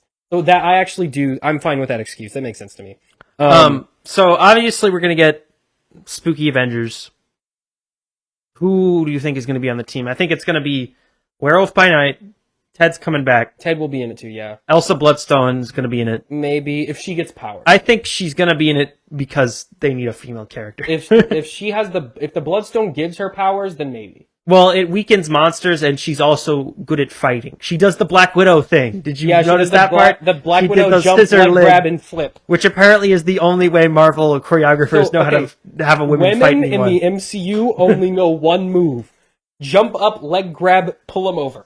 And they do it over and over. Jump up, leg grab, pull them over. Jump up, leg grab, pull them over. That's all. It's gotta be really tiring. That's the only move women in the MCU can do, apparently. Or they can fight in other methods if they're fighting another woman. Yes. If they're fighting a very tall man, that's the only thing they can do. Yeah. Anyway, but I think it'll be that. I think Blade will definitely be on it. I think the reason Blade was so lackluster is the script that we were hearing about. Mm-hmm. I think the only reason they put so little effort into it was because they were just throwing him out there so that they can use him in other things. Yeah. And they just need an excuse to have him already exist. Moon Knight will probably be on it. Oscar Isaac just teased a couple days ago that he's coming back for something. I think also Black Knight from Eternals could be on it. Who's another one? Yeah, okay. Realistically, Moon Knight, Blade, Werewolf, Ted, Elsa Bloodstone. I think that's enough characters. I think Black Ghost Rider. Ghost Rider's too powerful to be on a team. So's Man-Thing. Speaking. Okay, Man-Thing is powerful, but he's not smart enough to be. I think. I mean, in most what cases. is power? Captain Marvel's on the Avengers. Man-Thing is super powerful in the same way that the Hulk is super powerful. Like, they're both extremely powerful, but they're both also like basically incapable of directing their energy towards something useful. I think if it's because my assumption is that they're going to fight like Dracula or somebody. Yeah. So he's powerful enough where you could get around Man-Thing just like walking up to him and saying, yeah, I don't think Man-Thing would be able to immediately vaporize Dracula. I think he'd just be too powerful for that. Yeah. Anyway, but I think when they do Midnight Suns or whatever, I think it's next step said women cook, clean, and pull someone over by doing the I think the reason they're doing it is because Kevin Feige wants to beat DC before they do Justice League Dark.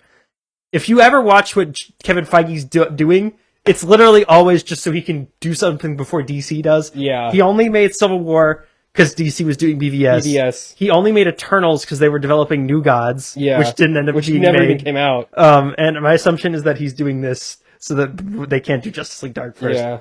And if they do it, I think Michael Giacchino should direct it. Yeah. I think he did a really good job with this. He captured that like sort of spooky monster Halloween atmosphere, so well. I don't know if I'd have it be in black and white, but I hope not, because Moon Knight would look really stupid in black and white. He'd just be white. I mean, he look like he does now. Yeah, but like the way he does now is he contrasts everything else because he's just a stark white character. I guess so. Whereas if you take a stark white character and you put him in a black and white world, his contrast is gone. He just looks like everyone else. Yeah. I really, really like this. This was probably my second or third favorite thing in this phase, honestly. Yeah, so far... It's not been a real bright one, baby. I mean, Spider-Man No Way Home, still obviously on top. That movie is so good. I think this might be like... third behind Loki. I think it's Spider-Man, Loki, Werewolf by Night right now, in terms of my favorites for my top 3 for this. And I'd like them to do more of these special presentations. I think it works far better than stuffing a movie into 2.5 hours or stuffing it even further into 6. I think it works a lot better than stretching out a very simple concept into a 6-episode show. Yeah. WandaVision should have been this. And you can see them doing it because they obviously said Armor Wars was not enough for 6 hours and did that into a movie. WandaVision should have been this. It should have been where the first half was black and white the TV homage part, to the TV stuff. and then the second half was the fight. And the second half was the Marvel stuff. Yeah. Just like this was. And this did it way better. I think going forward, I think we'll see more of these. We know we're getting one in December. We're getting the Guardians Holiday Special. And that's all we know for now. But I think there's rumors that someone's doing laundry. That's what's happening. There's rumors that the Nova project is going to be converted into a special presentation. So that would work also. Also because Nova's a really lame character. Hey! He's Captain Marvel, but a boy! He's Captain Marvel, but he has a bucket on his head. And his powers come from a magic bucket. Magic bucket. Alright. Alright. Moving on to a far worse MCU project. Oh, would you recommend Werewolf by Night? Yes. Yes, very much so. I would very much... You haven't seen it yet, and you want some spooky Halloween, October-y goodness. More Halloween specials, please. And just give me more holiday specials. Yeah, for real. I love me some holiday specials. Anyway, moving on to a thing that is on the opposite end of the MCU quality spectrum. She-Hulk just finished its first season. Mm-hmm. It aired all 9 episodes. Its finale was really very meta, strange, and kind of lazy, if I'm being honest. I don't think it was lazy. I think it was it was kind of funny in parts. It was different. It was weird. I don't hate She-Hulk. I don't either. I like the character a lot. I think Jen Walters as a character is super likable. Yeah. Super fun to watch. I think the cast was pretty good overall. I think they were all... They all had roles to play. I would have liked to see more of them. But they were very underutilized. But they were good. Well, we'll get to that in a second. I think the first half of the show is really, really boring. I think around episode 4 is where it actually they figured out what the show was. They went with that. I think its biggest problem is that it didn't know what it wanted to be. Yeah. The biggest problem I had with the finale is that it didn't address any of the stuff they set up. Well, it does. Was the point. That was like the whole gimmick. It does, but then it goes, all of this was stupid, let's just end the show. Which kind of shows, why were we building any of this at all? I think that this was an attempt to stave off negative criticism, because I think going into the project, they knew exactly what the critics were. Obviously it was an attempt to stave off criticism. That's clear from the very first episode. We see them parodying the critics of the show almost perfectly as soon as they happen in real time, which is something I don't think we've ever seen before from a piece of media, where it's it's not just making fun of its critics, but it's doing it so accurately as it's actually happening. The events of the show, there are characters in the show. I'm trying to think of how I want to say this. In the universe of the MCU, the critics are saying the same thing as the critics are in our real world. Yes. So the antagonists of the show, to an extent, are basically the same as the people that don't like the show in real life, which I think is weird. We haven't really seen that before. At least I haven't. So, my biggest problem with this is that I hate it whenever Deadpool does it, or any meta fourth wall show does it, is when they look at the camera and they go, well, that's lazy writing, and then they continue on doing the lazy writing. Just because you point out you're doing something stupid doesn't mean it's not stupid. So when you go, wow, this plot line went nowhere and was dumb, let's get rid of it. And then you just... Yeah. And you still did 8 episodes worth of that plot line.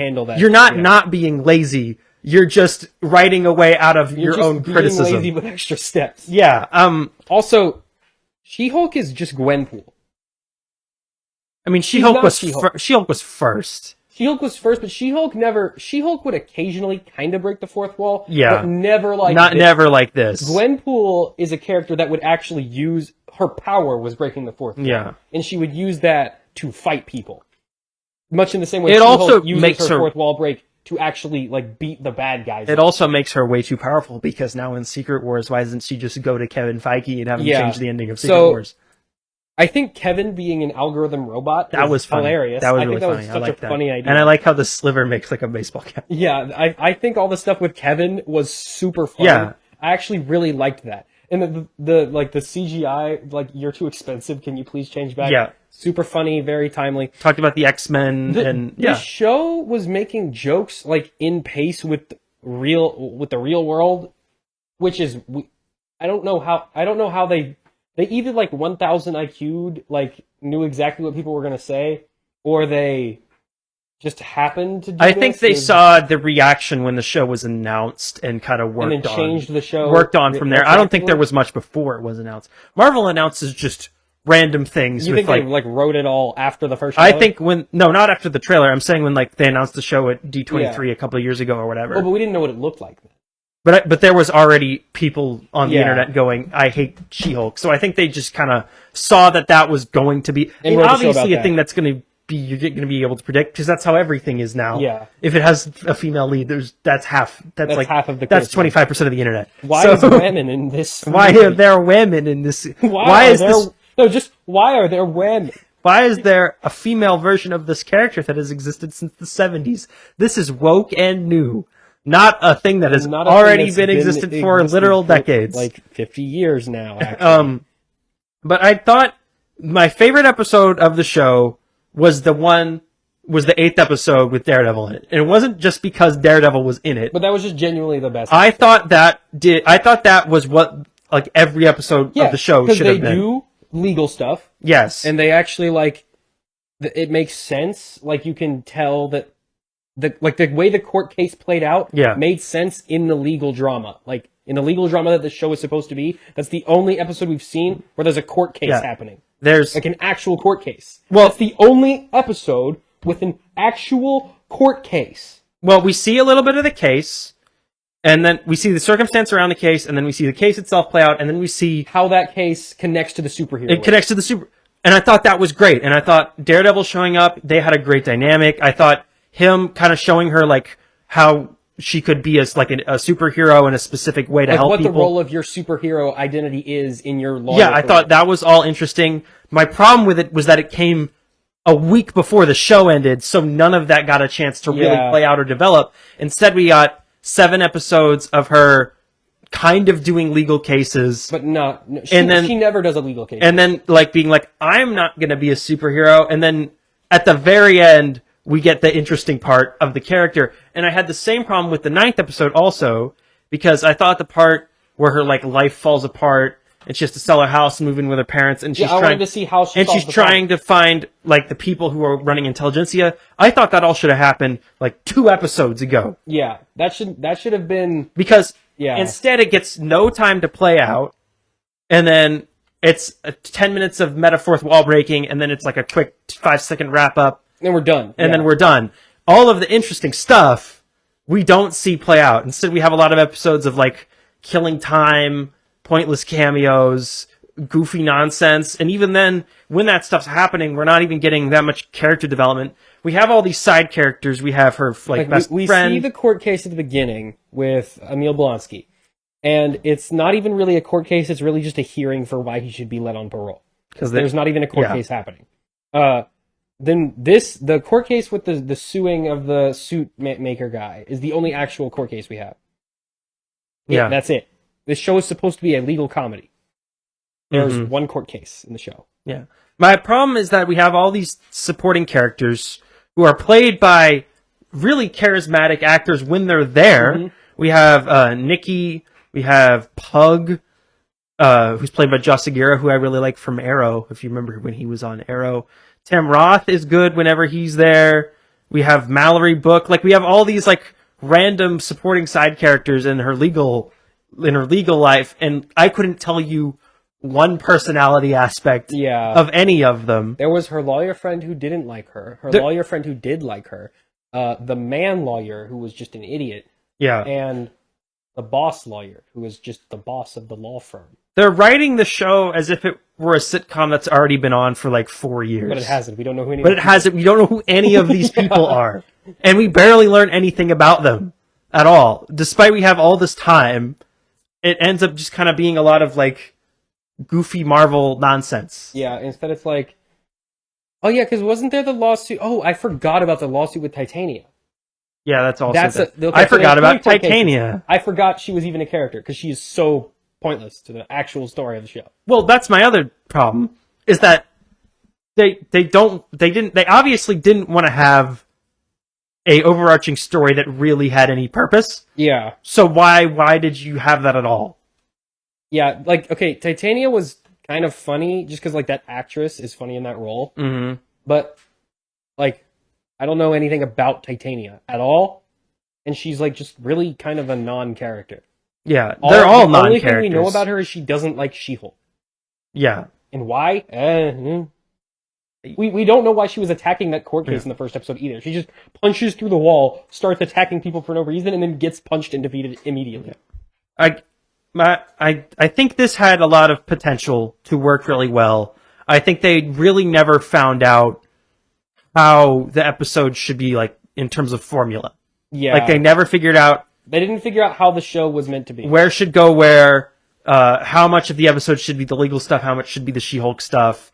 When the episodes aired in the order they did, I think was also off. The first 4 episodes are very, like, heavily loaded with the legal stuff, and then there's a lot of, like, one-off, just kind of, like, random episodes that don't have a lot of the same characters. Yeah, like the stuff toward the back end. With Titania didn't go anywhere. I forgot that even happened. Well, we had, like, origin episode, which I think should have been cut out of the show. I think the show should have just started and she's already She-Hulk. And we didn't need any of that stuff. I thought it just kind of, like, wasted a lot of time. And we could have figured it out pretty fast. No, okay. I think it was fine to show her origin. I think we spent too much time with her and Hulk on the island training. Yeah. I think we don't need all that. I think, and a lot of the stuff in that whole beginning episode is the one that really sparked all of the criticism. Yeah. Because there was that one scene where she's like, as a woman, I control my anger infinitely better than you. And everyone was just like, that just came off as very cringy. Yeah. But I feel like it would have been better if we set up her life before she became She-Hulk, and how she lived her life before, and then we had like a couple minutes of origin, and then we had the rest of it, and then you could have had the story focus on like really how her life changes, because it kind of does. But we never see the change because we were never there before it happened. I would have started the show off with the opening scene. She busts through the door in that barn on Emil Blonsky's ranch. Mm-hmm. He's talking there as Abomination. We don't know why. We don't know what's going on. We see all these dudes in here. We see the dude with the AirPod. We see her best friend bust in. We see Titania bust in. Cut. Start the show as normal. She's a lawyer. And then we see all these elements introduced as the show goes on. We start to see how we got to that endpoint.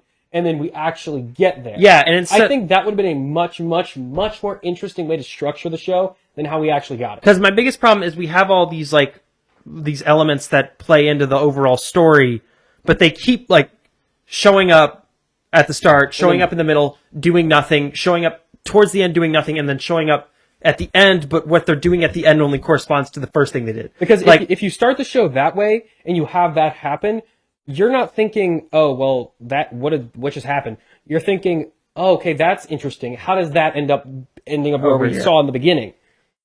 I feel like just having the show should have been structured so each episode was a legal case that involved superhero stuff, right? Mm-hmm. And in episode 3, we established Titania and what happened with Titania. And then we don't see Titania again because she shows up at the start, she gets beat up. Then she shows up again and gets sued. And then she shows up in the middle to fight her in the wedding. And then she shows up at the very end to fight her again. Yeah.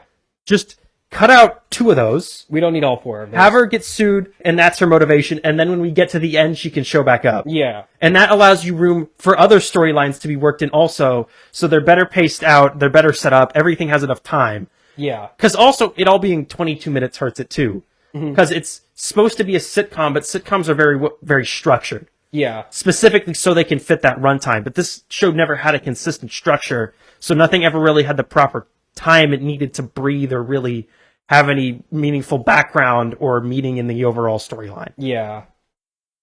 I think if they do a season 2, I think after episode 8 with Daredevil, I think they have an interesting premise for what they should do with the character, and I think that can work better.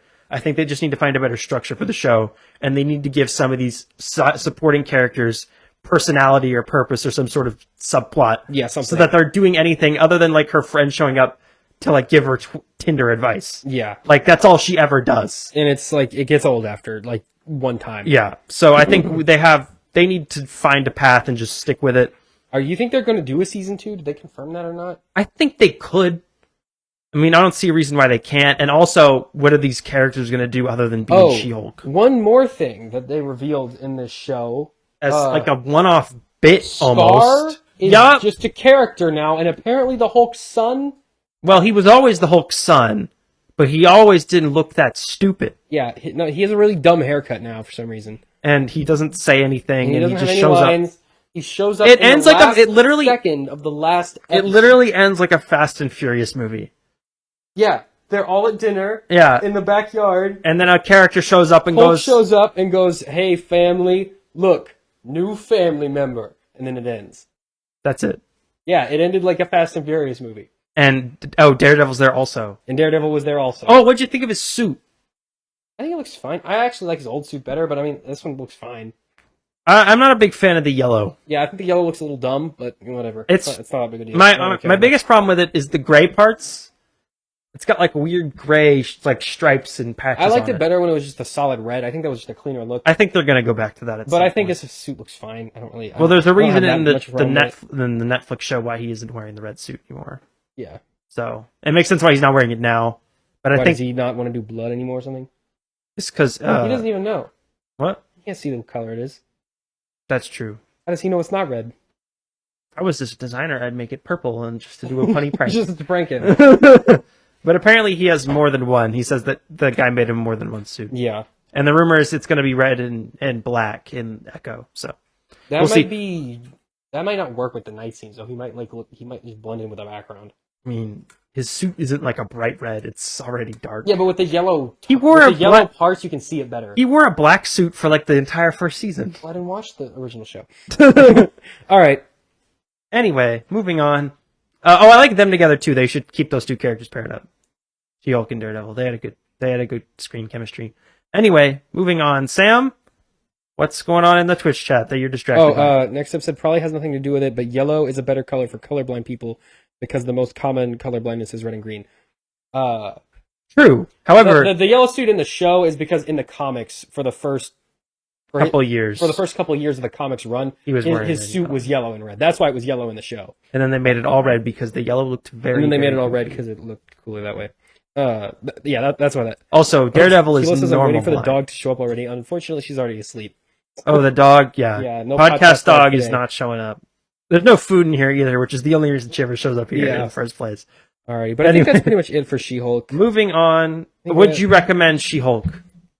If you're bored and have nothing else to watch, I think it's fine. It's short enough. I would watch She-Hulk for the same reason that I would watch Abbott Elementary. Because I've already watched everything else and I'm bored.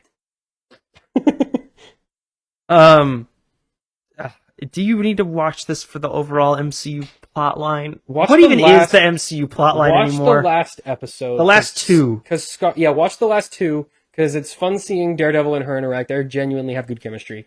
And Scar is probably going to be... But even then, like, you get the same amount of information you get from me telling you Scar is in the show. Never mind, don't watch the last episode. Is what they give you in the show. Just only watch the 8th one. It's really that's it. Really it. Know that and know that she can literally enter the real world and talk to Kevin Feige. Well, maybe. She's probably not going to be able to do that. No, she's never going to do that again. Yeah. So, that's all fun and good. All right. moving on. Sam, you got a recommendation or a news for us this week? I got a news for us this week, and oh boy, is this a fun one. So The Flash, actor Ezra Miller, notable alleged serial felon, kidnapper, child abductee, and general weirdo, has been invited back onto the set of The Flash for reshoots following their Twitter apology. Yeah. So Ezra Miller said, he's back on, sorry, baby. Please let me back. And DC went, okay. No, I think DC said, Ezra, you got to apologize because you have to be the Flash. And he went, that's cool. I'll do it. For context, he, not kidnapped because she was technically 18, but he groomed a girl since she was 14, took her from her family when she turned 18. So make of that what you will. All the while, before his kidnapping of her, giving her access to illegal drugs, and other things against the will of her parents actually had a restraining order against Ezra Miller. Despite all this, he kidnaps her, flies to who knows where, actively taunts the police for months on Instagram, saying, you can't catch me, I'm in another universe, obviously an allusion to his role as the Flash. Before footage of him rises of being in some weird barn with a bunch of children where there are guns and other illicit materials just around. It's also been arrested multiple times. One of the babies allegedly also having a bullet in there, just like chewing on a bullet, which is just patently, obviously unsafe. Just not a cool guy. He also had several assault charges, assault and battery. Many of them captured on video. One of which included them tackling a woman in a bar for singing a song they didn't like. In a karaoke bar. In a karaoke bar where you sing songs. And one of them, I believe, they threw a chair or a dart at a man. For just unprovoked, just attacked a dude. And then they've been arrested multiple times. So that's to catch you up on the Ezra Miller lore. All of that said, DC is cool with that. They condone that behavior and are going to pay him millions of dollars to continue. They're gonna. I still think there's a chance they recast just after. No, they just did reshoots. Well, if they do reshoots with him, they'd have to reshoot the entire movie. Like this was like a week ago. I know that because they're doing reshoots for the movie, but they're not reshooting the whole movie. If they replaced him, they would have to do that. So if they're gonna do reshoots for certain scenes, you have to get him back. Otherwise, it makes no sense why it would be just some random guy in one shot and then him in the next shot. You know what else makes no sense? Terminating a movie with an entire staff and creative team that didn't assault and kidnap a bunch of people. True. However, that movie didn't cost over $200 million, and this had much... True. But how many of those millions are going to this guy so he can continue kidnapping and beating people up? Probably a lot of them. But yeah, I still think there's very a chance good moves, he's DC. gone at the end of this. I'm glad to see you condone this behavior, because by paying this dude tens of millions of dollars, that is what you are showing us. Very cool. Very cool. In fun news... Epic time. Glass Onion, a Knives Out mystery from Ryan Johnson. Which, by the way, Knives Out, one of my favorite movies of all time. Very good. It's on Netflix, right? It's on Prime. It's on something. Prime? It's really Prime good. Video. Watch it. It's good. It's a good movie. It's gonna, of course, be. It's well known. It's gonna come out on Netflix in December on Christmas Day. However, it's going to get a 1 week only theatrical release in around 600 theaters. Before, as an early preview before it premieres on Netflix. I would like it be in theaters for longer than a week, but I am happy that it is coming to theaters because I think that's good, and I think Netflix should release more of their stuff in theaters because they're the only people making original content right now, and I want to see that in a movie theater, and you got the money to do it anyway, so just give it to us. And also the first one made a lot of money, so there's really no reason to not put it in theaters because you're going to get cash for it. So that's fun. Glad that's happening. Very Gonna cool. see that. All right. Twitch chat. If you have any questions for it, for us. Roll them out now. Next step said, and this is why I don't support America, in reference to the Ezra Miller thing. Next step, to be clear, now you did say /HJ, so yeah, I know it was a joke. But to be clear, all those things are very much illegal in America. This is not the rule, this is the exception. Also many of them were done overseas. Also, yeah, many of these things, he fled the country, so, you know, that's also... You don't flee the country if you're going to get away with it in the country. Yeah. Anyway, yeah, if you got... So, should we do an outro and then talk to Twitch chat after, or should we have all this in the video? Let's do an outro. All right, guys, you can follow us on Twitter, McDon Media, on Instagram, also McDon Media, but we don't post there, so don't follow us there. The audio version of this podcast is available on Apple Podcasts, Google Podcasts, all the podcast places. The video is available on YouTube and Spotify. Follow me on Twitch McDon Streams. We'll see you next week for Halloween Ends. Bye-bye. Bye-bye. And...